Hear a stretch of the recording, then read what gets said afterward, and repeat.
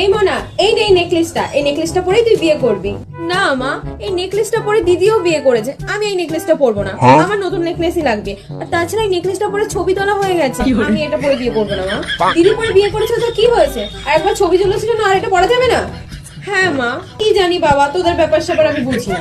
এই মা না শোন, আমি পুটিকে বলে রেখেছি, পুটি তোকে সাজিয়ে দেবে। কি?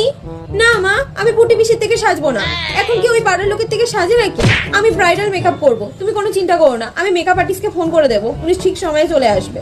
আমরা তো বাড়িতেই সেজেছি, তোদের ব্যাপার স্যাপার কিছু বুঝি না। আমি ব্রাইডাল মেকআপই করবো আর মেকআপ আর্টিস্ট দিয়েই মেকআপ করবো মা।